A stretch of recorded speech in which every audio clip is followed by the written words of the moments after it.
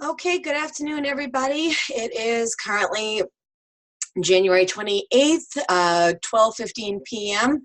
I got my buddy Chewy here today, so if he barks, I apologize for that. But welcome to DES109 Graphic Design 1. We're in our second week of Mod 1 in 2019. This is our first live session of the week, and we're going to go ahead and get started. I'm just trying to make sure I have all of my programs open, which I think we do, because we're not doing any demos today, so we should be good. So let us dive right in. Okay, so just to get started here, we'll do a very quick review from last week. I'm going to do some critiques and provide a little feedback for the submissions that came through last week. We didn't have a ton of them, so I'm hoping that I get a few more in the next day or so as I'm correcting. And then we'll do an overview of this week and the course materials and objectives and whatnot. So right now we're in week 2. Like I mentioned, week 1 was learning a little bit about what design was. You were introduced to what the basic principles of design are: contrast, repetition, alignment, and proximity. Like I mentioned in my session last week, not especially professional, but it's easy to remember. If you don't follow the design principles acronym of crap, then your layout will end up being crap. Just a very easy thing to remember. So we talked a little bit about design trends and design history. The design history was where we were discussing in the discussion, a little bit redundant, that's okay.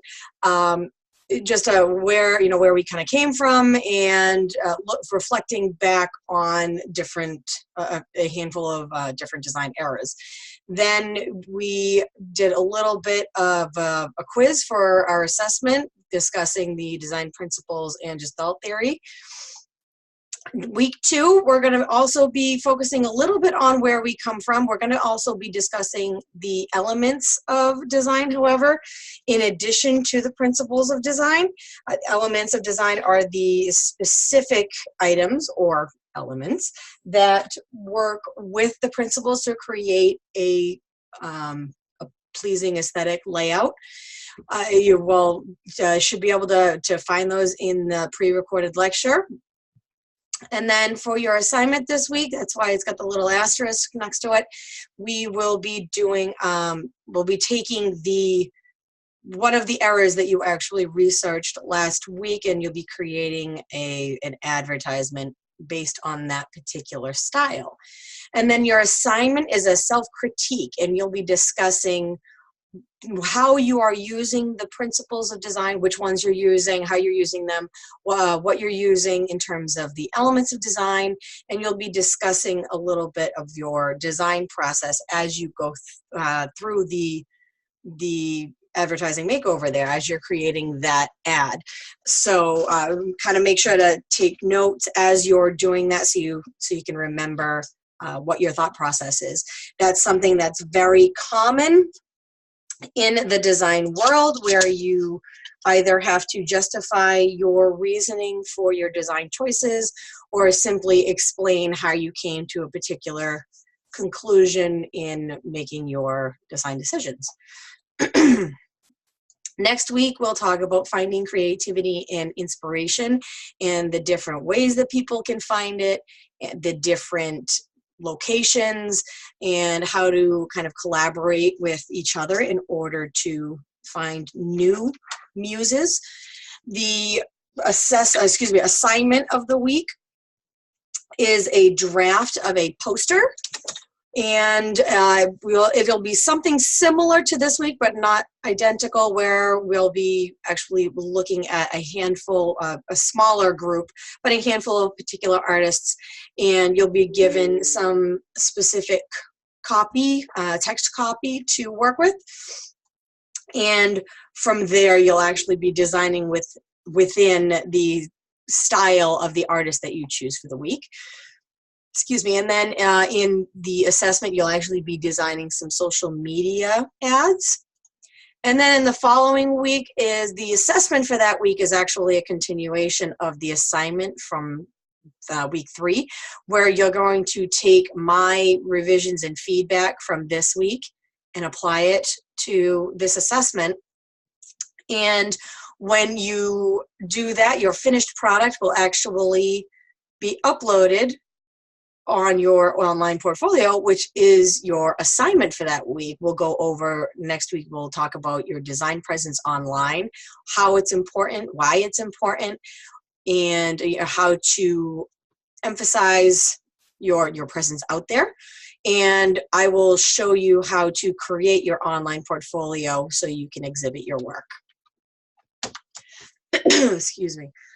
So for just a little review, we have week 1's grades will be completed by Wednesday, this coming Wednesday. I will accept late submissions up until this coming Saturday. It just will have some sort of late deduction in addition to whatever grade you happen to have earned. There is an announcement, and actually let me even pull it up while we are talking. There's actually an announcement in here on how to look up your feedback right here and your comments.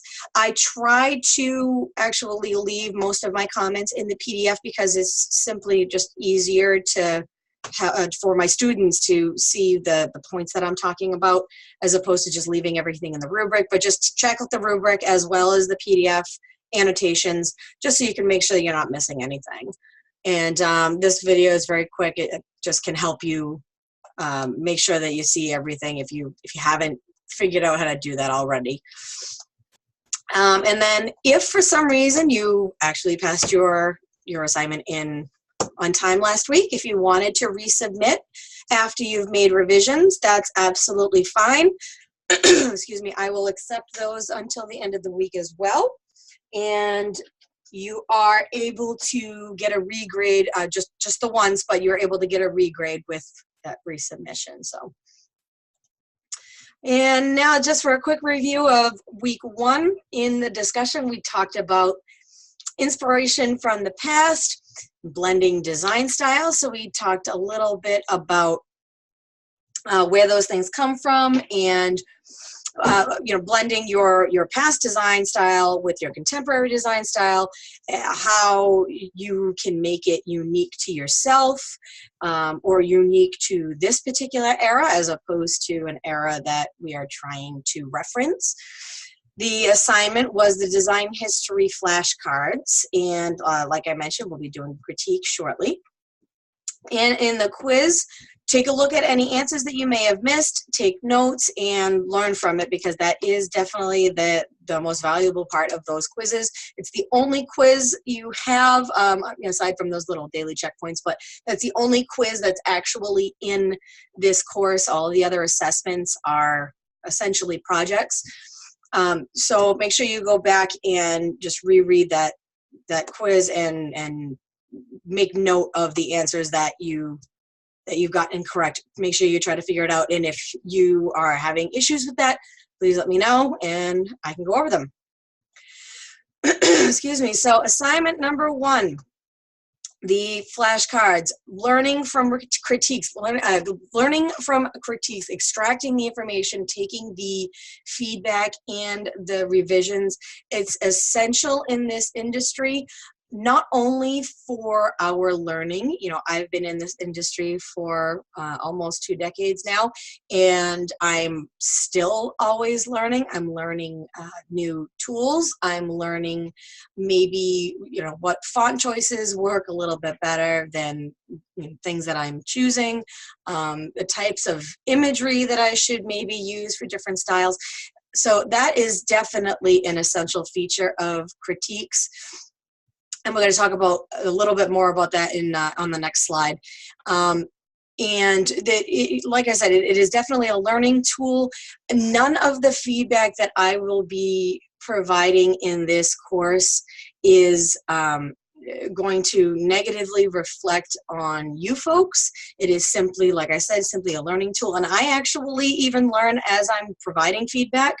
I know that there were a handful of projects in the last mod that I actually was, I was very impressed by a couple of things that came up with, and I made notes for myself for my own design. So it's beneficial actually in both ways. So if you decide you had your project submitted on time last week, you wanted to make revisions, be my guest. You can simply take the revisions that I provide in your grade and resubmit that.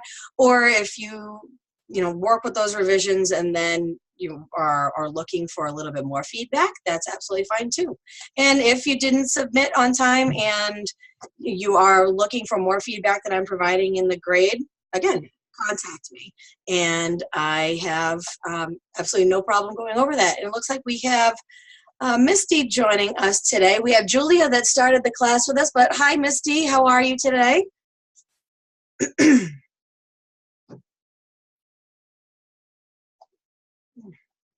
Excuse me, just want to make sure. Misty, can you hear me? If you can just leave a message in the chat there, because I see that your microphone's not up. Okay, well hopefully, oh, there we go. There goes the microphone. Misty, can you hear me? Can you hear me? Oh, yep, there we go. All right. Just want to make sure that you could hear me there. All right, so moving on. There we go. I'm just going to mute the microphone, Misty. Oh, actually, you already did it for me. Great. If you do have any questions or comments, feel free to leave them in the chat because I do look at that as I'm going. Okay, so, excuse me, how to give a helpful critique and to be a gracious feedback recipient, because as I mentioned in the previous slide, it kind of goes both ways. Not only is the person giving feedback learning from the project that they are critiquing, but obviously the person getting the critique, can receive a great deal of information. So initially, there we go, you want to consider the rule of three. Want to find three, oops, there we go. Want to find three things that you think work, or a minimum of three things that you think work in the project, and a minimum of, or around three things that maybe you think doesn't work. You want to make sure that you are definitely mentioning the items that could be improved upon, but you don't want to focus on the negative things either. That can be very frustrating to the artist, the designer. So you want to make sure that you're highlighting positives and negatives. You don't want to try to be just kind of looking for things. A lot of research out there will say, try to make sure that you do a compliment sandwich where you'll say one good thing and then focus on some things that can be improved, and then one bad thing. But people, I think, have a tendency when they're following that formula, they have a tendency, I think, to simply just find something to talk about it, even if they don't actually agree with what they're saying. I find the rule of three to be a little bit easier, because then I'm trying to kind of keep it balanced and attempting to see the good in something as well, because it's very easy to be negative, and I don't like to do that in all walks of life. So be specific in what it is that you like and explain why you think it works. So for example, I'll just grab this image of, this is something that I had done in the mod last mod for one of the projects for this class. So you could say, excuse me, oh, I like the font that you used here. And if that's the only information that you're providing, or that the critiquer is providing, I don't know why they might like that. I don't know if it's because it looks similar to something that the artist would have used, or if maybe it's just a preference of theirs. They might also say, oh, well, I don't like the fact that this palette isn't rounded. Okay, then, well, why not? Is it have a jarring effect? Do you think it looks like something else? I mean, because if I were to rotate this a little bit, it kind of looks like Pac-Man, which I'm only just noticing. And, so you get specific, and that way an individual can, or the designer can figure out where you're coming from, and, at some point, hopefully change it to be improved. A critique is not necessarily looking for someone's opinion if that's all it is. If it's just an opinion, it's not especially useful. Excuse me, goodness, I just keep hitting the wrong keys here. Right, so we want to make sure we consider the principles of design: contrast, repetition, alignment, and proximity. And then while you're actually considering those principles in the work that you are critiquing, make sure that you're considering the improvements that you're suggesting and looking at your own work the same way. Do you have a tendency to make an asymmetrical layout, but you're telling your fellow colleagues, your fellow coworkers, that their asymmetrical designs don't really work? Well, if they don't really work in your mind, why is it your asymmetrical designs work? Is there a reason why you think yours are more balanced than your coworkers?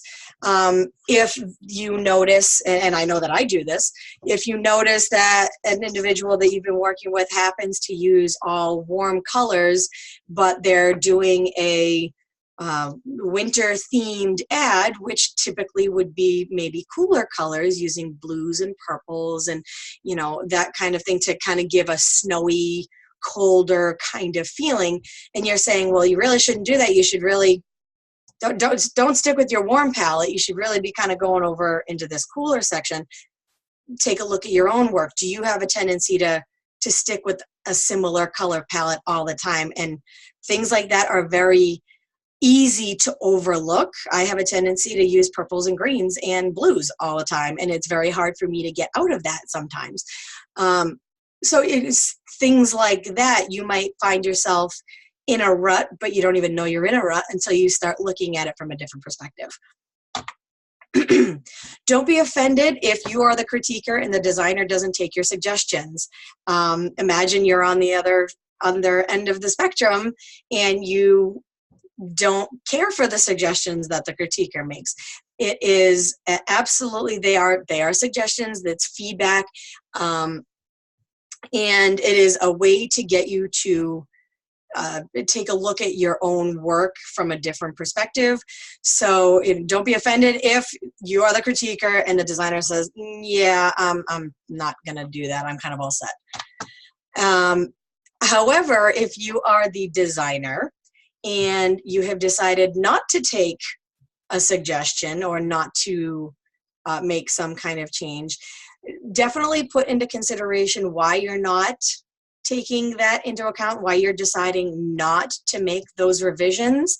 And, is it because you don't like the person? Is it because you legitimately think that your font choice for this particular ad was a better choice? Is it because, and this happens very often too, is it because you have had more contact with the client and what they're looking for, and the person giving you feedback doesn't know exactly what the client's looking for? So there's lots of different reasons why someone may or may not take the suggestions. If you're the designer, you just want to make sure that there's a good reason for not taking the suggestion. And then also remember that your work is not you. So if someone says that they don't care for the way that you laid something out, they think maybe you should have put something else together. I've had people, absolutely had people say, I don't like it at all. I hate it. That's not what I asked for. And it's part of the business. And that was probably the hardest thing about getting into the industry, is realizing that they are not criticizing me, they're criticizing the work. And maybe they're not criticizing the work. Maybe they're simply saying, no, that's not really what I was looking for. It's nice, but it's not really the application that I want to use on my project. So they're not trying to crush your dreams or bash your self-esteem. It is simply their comments on it. And make sure to remember that, because that can be very easy to kind of let take hold. So let us do a couple of critiques really quick. Let's see. Okay, so we're about a half hour in. Yeah, we could probably do 2 critiques. I'll go through the rest of the week stuff, and then hopefully I'll have time to do maybe 1 or 2 more. So let's see. Okay. So in my recordings and announcements from last week, I mentioned that I do not use any names. I go through after I've downloaded the submissions. I go through and I number them so that I don't know whose they are, and so no one else does either. And I've briefly looked over these, but I haven't graded anything just yet. So these, any feedback is going to be kind of off the cuff right now. Oh, and it opened up on my other screen. Go on. Sorry, I got my little pinwheel going on here. There we go. Okay, so we have our first set of flashcards right here. Excuse me. And this individual did a fairly nice job of trying some different layouts. And so I'm going to do one card here, and then I'll go on to the next individual so I can try to get as many people as I can. And ladies, if there's anything that you would like to ask or that you happen to like about these cards, or if there's something that you maybe feel could be improved upon, you can throw that in the chat and I'll make sure to relay it during the conversation here. So to start out, we have our principles: contrast, repetition, alignment, and proximity. Now this individual did actually a fairly nice job working with proximity. One of the items that I find is very difficult for people to kind of get started with is, especially in this particular project, making sure that the image is not butting right up against the text. So this individual made sure that there was plenty of space here. We have everything is left justified, so that's the alignment. And we have fairly decent contrast where we have the blue and the red. And actually, let me actually even back up. That's more actually repetition, because we have the blue and the red in the poster that's being carried over to this cute little element right over here. And the stars are actually also repeating. So, and then we have the contrast, the black text, nice and bold up against the lighter tan background here. Now we could probably have, I'm trying to, yeah, I guess so. I was trying to look, where are my annotation tools? Come on, there we go. So in terms of alignment, this information right here is fairly well aligned on the left-hand side. And it doesn't feel like this text is really, encroaching on the side too much. We have plenty of text here. The text, heroic realism, the 1930s, and then the image could probably be aligned a little bit better, because it looks like, I think the center of the text is probably right about here, maybe a little bit more to the left, but the center of the image is more like right here. So we would want these two to kind of be lined up, I think. And I think that's what this individual was going for a center alignment.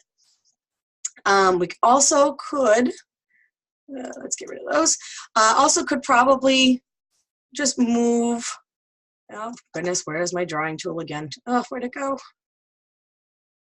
There you are. Probably could also actually take our 1930s here and move it up just a little bit. Either maybe creating this space and putting it down here, or maybe putting the 1930s evenly spaced in between the two items. This is where proximity actually starts to come in.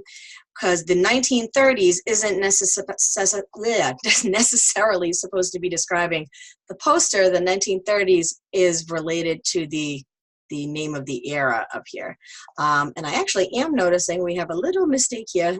Era name Victorian, which is not the Victorian era, it's the heroic realism era, so that must have just been a copy and paste thing. When they when they did their text, we have some spacing in between each of these little categories, which is great, and it makes it easy to read.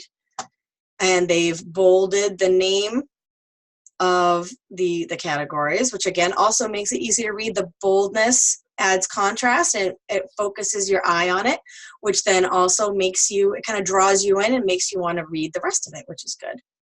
So now if we go on to the flashcard, the back of the flashcard, which is not, oh, that's why, because I got this open. One more, okay. So the back of the flashcard, this individual decided to kind of stick with the red, or I was gonna say red, white, and blue, but it's not white, it's like a beigeish. And this is very, very well aligned in the center, both horizontally and vertically, which I know that doesn't seem to make a lot of sense, that this is actually vertically and this is horizontally. Excuse me, because if you're watching I think it's the first live session for last week, just when it's discussing the alignment, that's a tricky one, but it's aligned in the center here, nice big bold star, and the text over here in the corner is nicely spaced. We have a decent amount of spacing around it so that nothing is kind of intruding upon it. It's not going over the two different colors, which can get difficult to read.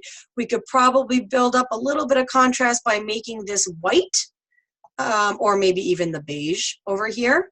Probably not the red, because the red and the blue tones are fairly similar, and that would probably cause a jarring effect, because they are not quite complementary colors, but that would be very difficult on the eye. So let me see. I'm going to pull up the second one. Okay. And here we go. And I'm going to apologize if my dog goes nuts in just a second, because my daughter is probably getting home from the bus. So now, ladies, actually, I really actually kind of like this, but could either of you give me some examples of, let's see, how about contrast for this particular grunge era image? Have anything that stands out to you as having used contrast?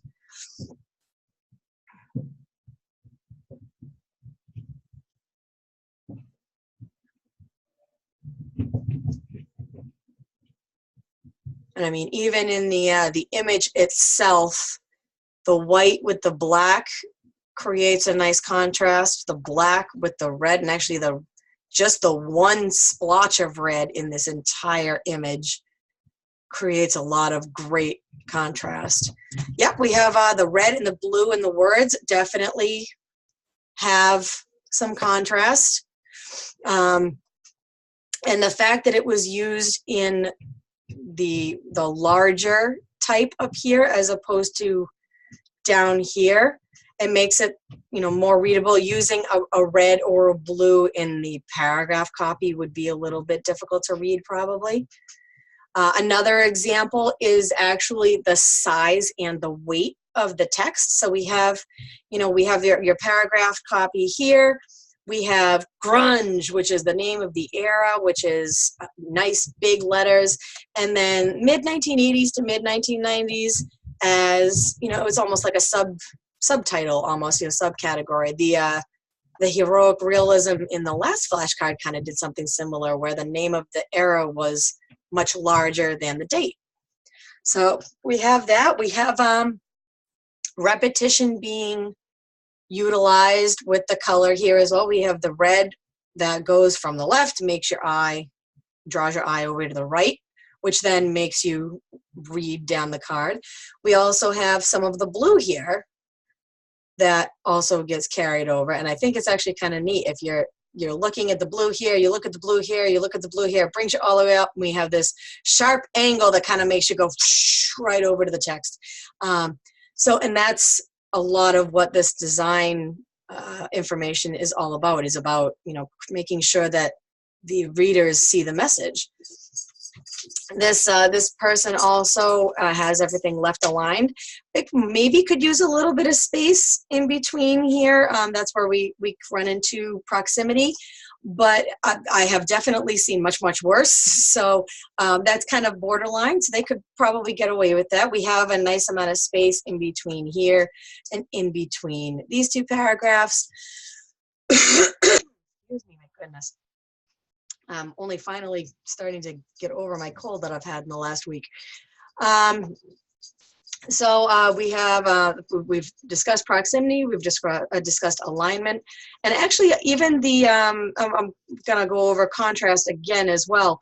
The italic sans serif font here actually kind of contrasts with the sans serif, excuse me, not sans serif, these are serif fonts, my bad. That contrasts with the serif font up here as well, because they are slightly different. Typically, I would advise against using one serif font with another, but I think that it actually works okay here, probably because this particular font is different enough from this one that they don't feel like they're fighting. They don't feel like they're kind of clashing. And then, yep, I think this was, oh, wait a minute. I just wanted to make sure, because it almost looks like that one was supposed to be for that one, but no, I guess not. Okay, I just wanted to make sure that I had the right color palette. So we have this really kind of neat looking color palette here with the grays and the blacks and the blues. We don't have a citation here, but it could very easily be placed. Let's see, maybe right in here. Could even, depending on how big the citation is, could even potentially put it in here. I think probably the best place for it though is actually right up in here. There's a lot of room up there, and in the Western world, since we read from left to right, that would make a lot of sense to put it there. And erase all those. But yeah, I mean, this person did a very nice job kind of laying them out. There's, excuse me, sorry about that. That's the Millennium Falcon Super Poodle. So getting back to our swatches here, this individual overlapped items. However, you can tell that it's purposeful. That it doesn't look like they kind of haphazardly put them on top of each other. So they did a very nice job of using proximity. The composition still feels balanced. Almost actually kind of feels like they were kind of nailed together in the middle here, because it feels so sturdy, so stable. You know, we have a little bit of empty space over here, a little bit of empty space over here. And even though there's a lot of empty space here, it like I said, it feels balanced. It feels stable. Let me actually go down. Let's see. Let me actually, I'm going to go, I do want to do the third one, but let me actually go back to the slideshow just for a minute, kind of go through the rest of the objectives and whatnot.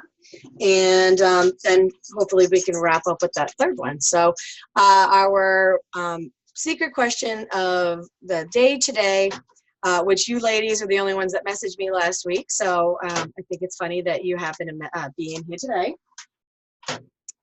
So the secret question for today, for the 5 extra points or the 2-day extension, is what was the temperature yesterday, January 27th, in Salt Lake City, Utah? And according to my resources, it was approximately 39 degrees, a hot and balmy 39 degrees. which actually it was even warmer out here on in the Northeast, which was just weird. I think it was like 45, which is just odd. But moving on. Okay. Next session, tomorrow's session is at 12:30 Mountain Time. We'll go over the discussion details. We'll do a demo of the assignment and hopefully go over the assessment tips as well. Again, like to reiterate last week, we won't be doing any step-by-step in the assessment, but I will go over it a little bit. So just to go over the materials for this week. We have on week 2, the pre-recorded lecture is, like I mentioned before, it's discussing the elements of design and how to integrate them with design principles, how they work together and why they work together. We have a couple of articles here. I believe it's just 2 visual elements and some copywriting tools, which is huge. So definitely make sure that you read that. And then some lynda.com short a playlist of short vehicles. Yep, no problem, no problem. So the Illustrator playlist on lynda.com this week is going to be for the assignment. We're going to be doing that particular assignment in Illustrator instead of InDesign. And excuse me, my goodness. So this one goes over the tools, or a few of the tools. Is for those of you that either haven't had any Illustrator yet or maybe just need a refresher, these are very important. And then obviously the live sessions, just so I can actually point out, because I did mention this in my class last week, but then I think it might have been actually in my first recording that ended up getting messed up. So I want to make sure I point this out to anyone watching today. What I like to do for my live sessions is during that particular week, I highlight my lectures in yellow so you know where you can find them. So this coming week, after this particular session is done and has been uploaded, I will actually put that information right in here, and I'll make sure to highlight this week, and then week 1's lectures will no longer be highlighted. So just to make that a little bit easier for you guys to find so you're not scrolling through and everything. Okay, and we'll talk about the discussion tomorrow, so don't have to worry about that. And just trying to make sure that I have that all covered. So yes, I think we have that all set. So let's go on to the next. There we go. So we have another set. Actually, no, do I want to do? Oh yeah, I do want to do that one because of the palette. There we go. Okay, so we have an arts and crafts flashcard here. Excuse me.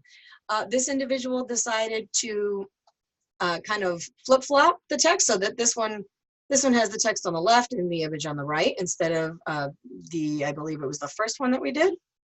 Let's see. Yep. So this one had the image on the left, text on the right. And there we go. And they used a basic serif font, which is absolutely fine. It's fairly easy to read. They used some contrast by bolding the name here. And remember, you can also use contrast by maybe enlarging that name. So here they've increased the weight of the letters. You can also increase the size. They've used colons. They've used some spacing in between here. So instead of, like, for example, the first one that we looked at that won't drag over, here we go. This particular person decided to put the title and the date over here instead of putting it over here, and that was absolutely 100% fine. This individual decided to keep it all together. That's fine as well. So they have, and actually this individual also decided to use some bulleting, which is a very common way to feature information, especially when there's a lot of information. If it's not a novel, it can be very much a break to your eye to kind of get something like this where it's broken down into a list form. Makes it a lot easier to read. You can skim through it, and it kind of gives your eyes a rest. My only suggestion with this would be to make sure that the spacing is that one is, you pay attention to the spacing, because where is my tool again? So I have to close it every time I'm done with it. Excuse me. We have a lot of space right here because essentially that's what they were using right here, but then not a ton of space here because that was the leading for the rest of the paragraph, which normally, if in a regular paragraph, that would be totally okay. But since the formatting of the text has changed, it is a little bit easier to read if the spacing increases just a little bit, maybe somewhere in between this. So let's say, for example, if this was 10 point and this was 25, maybe you would use, you know, let me see, if I said, nope, I think I said 10, didn't I? Whoops. If you said 10 and 25, maybe you'd want this to be like, I don't know, 13. Because then it's kind of somewhere in between. By keeping it not as tall as this spacing area, you're still indicating proximity that this list right here belongs with the elements, but you're also emphasizing that this is a list and you're kind of supposed to read it a little bit differently. Let's see, clear, there we go. But I do like the fact that this person tried something a little bit different. Also, the second point I would probably try to make is just to make sure that it's all formatted the same way, because we have just a teeny little space right here, and that's so easy to do accidentally. But as long as each one of the words is, or excuse me, each one of the lines is kind of set up the same way, then it'll flow nicely. And their color palette was really kind of neat. Decided to use almost like a checkerboard pattern, which kind of works well. We have some repetition here because the fencing here, or trellis, I guess, as it were, kind of has that checkerboard kind of look to it. So they've managed to bring that over to the color palette here. We probably could align them just a little bit. Let me see. I got to get my tools again. Ugh, I hate the fact that I have to constantly shut it and then open it. Because we have like this right here. This line probably should line up with this one, and that's definitely really tricky because there's no align my right center here, I mean my right side here with my left side here. That's very tricky. That's where using your guides would really come in handy, and maybe snapping to your guides to make sure that those are all on the same wavelength. But I love this color scheme. I like the fact that it was a little bit different. And actually we have right here as well, you know, those probably should, these two right here, those should probably be on the same axis there. And oh, there we go. And they decided to just kind of, you know, break this particular palette up. So we have the color palette over here and our references over here, which is great. Nice spacing around the edges.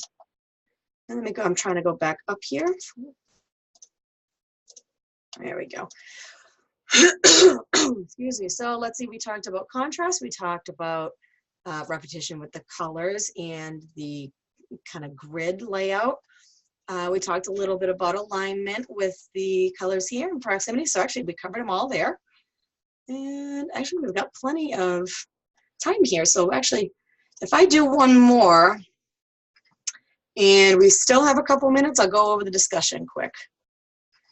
So we have here, I want to say that was not, this wasn't the one I was thinking of, but I'll use this one. So we have the Victorian era for this student. And this student decided to kind of play with a little bit of a different font here, which works really well for the categories. And it's kind of borderline though with the body copy. It's not too decorative, but it could, especially if there's a lot of text, that could get really difficult to read.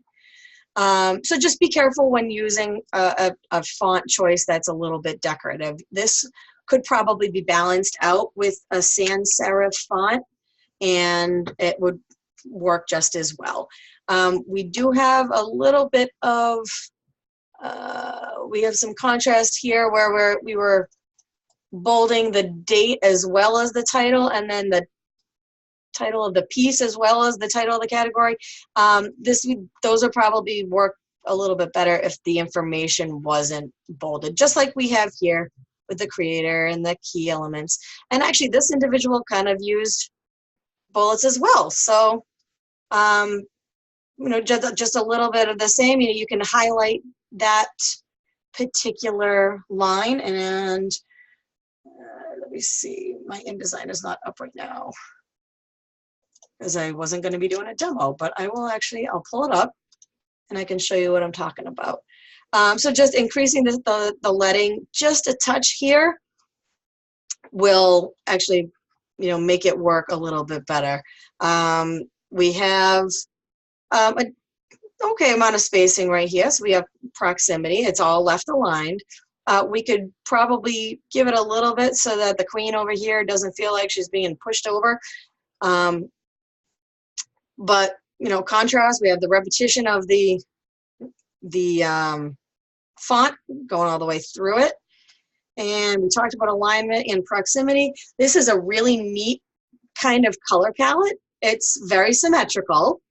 But I like the fact that this individual kind of took different values of the black and the white. I mean, this is clearly just a black and white photograph or painting or whatever it is that they decided to choose.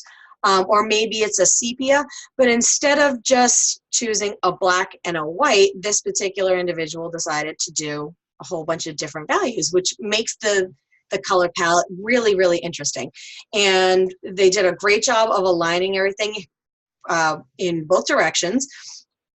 The outline strokes probably weren't really necessary because I think it detracts from the actual color palette, especially since there are different values of black. But I think that this one, I'm going to actually zoom out just a little bit if I can.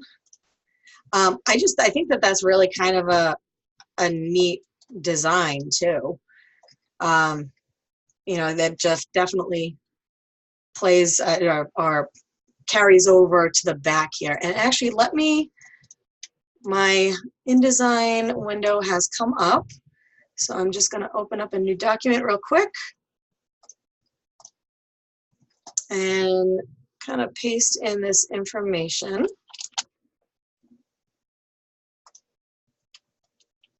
Okay. It's just taking a minute for my InDesign file to work with me here.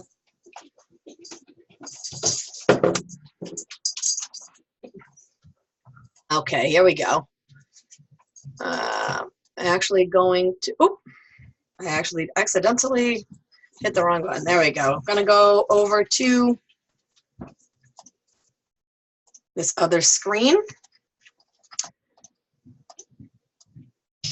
Okay, and I'm gonna create a text block with actually that text from the Victorian flashcard.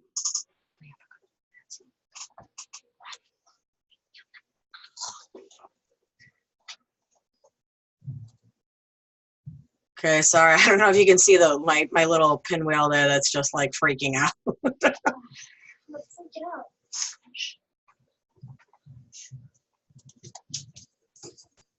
Okay, come on, come on, come on, come on, come on, come on. Let's go there.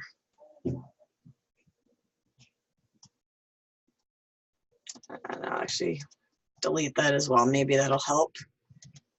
There we go. So here I've got my text box.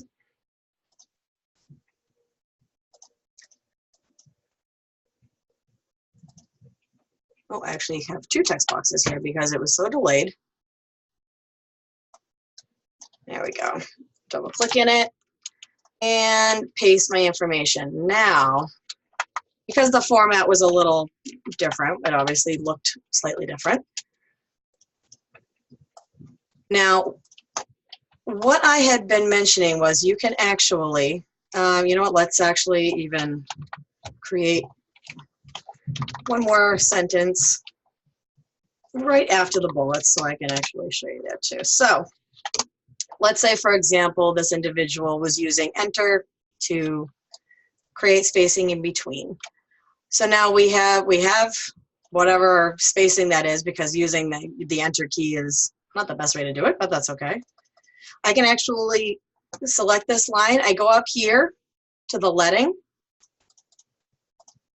and I could just give it a little teeny bit of space. You don't need a ton. And if you notice, I'll do my little box right here. That's about the height of the space. If I bring it down here, you can see that it clearly isn't anywhere near as much spacing as here. So given the proximity of the bullets to this paragraph, you can still tell that that's related. Another little trick, actually, which is not something that I have actually gone over, because it's really kind of a typography thing, but if anybody's interested in using bullets like this, oops, and actually, this is, I did Control-Shift-T, it's the tab, which I believe is under type. Maybe not. You have to excuse me because I know a lot of key shortcuts. Oh, why are you? There we go. Sorry about that. There we go. Type, tab. And you can actually align a whole bunch of different things using this tool, which is great.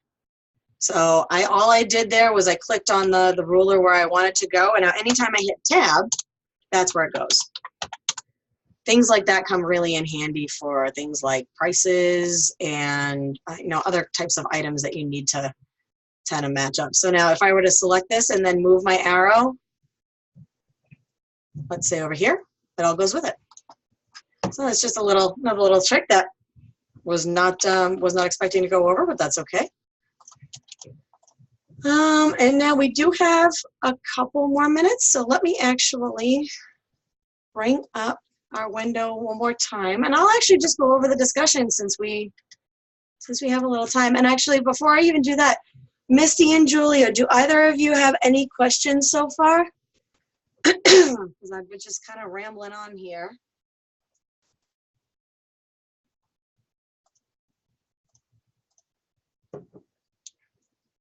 So far, it does not look like it.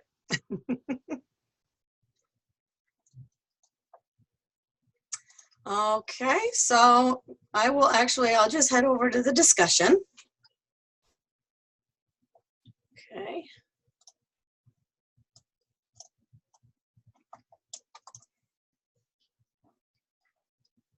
And here we go.